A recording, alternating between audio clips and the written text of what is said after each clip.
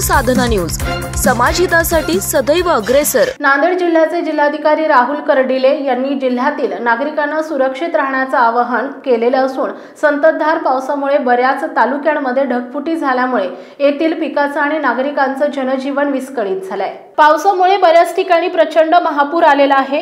नदी नाले ओढके भरभरून वाहत बऱ्याच गावांचा संपर्क तुटून सगळीकडे पाणीच पाणी झालंय। नांदेड, मुखेड, देगलूर, कंधार, मुदखेड, नायगाव, बिलोली, हदगाव, भोकर, उमरी, लोहा, धर्माबाद आणि अन्य तालुक्यातील परिस्थिती गंभीर असून वेगवेगळ्या राजकीय पक्षांच्या आणि नेत्यांनी आपापल्या पद्धतीने काम करत असून जिल्हा प्रशासनाच्या वतीने वेगवेगळ्या प्रकारचे बल तैनात करण्यात आल्याचं जिल्हाधिकारी राहुल कर्डिले यांनी कळवलंय। तसेच नागरिकांनी आपली काळजी घेऊन अत्यंत महत्त्वाचे जर काम असेल तरच त्यांनी घराच्या बाहेर पडण्याचं आवाहन जिल्हाधिकारी यांनी जिल्ह्यातील नागरिकांना केलंय। नागरिकांनी सदरील नियमांचा आव्हानाचं पालन करून आपले जीवन सुरक्षित ठेवावे।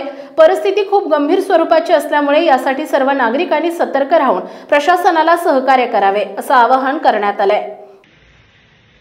सर्वांना नमस्कार, मी राहुल कर्डिले, जिल्हाधिकारी नांदेड।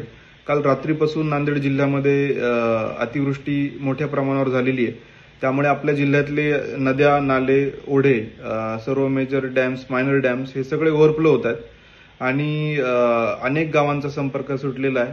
अनेक गावांमध्ये पाणी शिरलेलं आहे आणि त्यामुळेच आम्ही खबरदारीचा इशारा म्हणून जिल्ह्यातील सर्व शाळांना सुट्टी दिलेली आहे।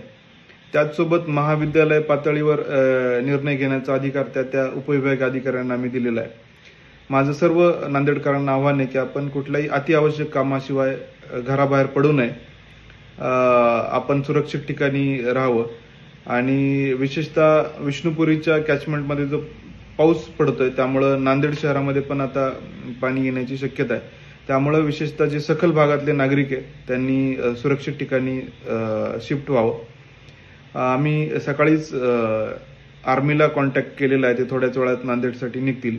त्याचसोबत बचाव कार्यासाठी आपली SDRF ची टीम आहे, CRPF ची टीम आहे आणि महापालिकेने पण त्यांचं टीम ऍक्टिव्हेट केलेली आहे।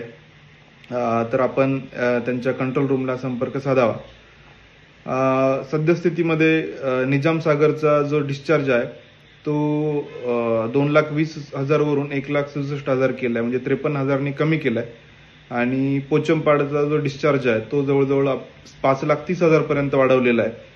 त्यामुळं अशी अपेक्षा आहे की 2-3 तासामध्ये आपल्याला त्यामध्ये थोडासा रिलीफ मिळेल, परंतु पुढचे 2-3 तास आपल्या नांदेडमध्ये पण अतिवृष्टी पाऊस पडण्याची शक्यता आहे।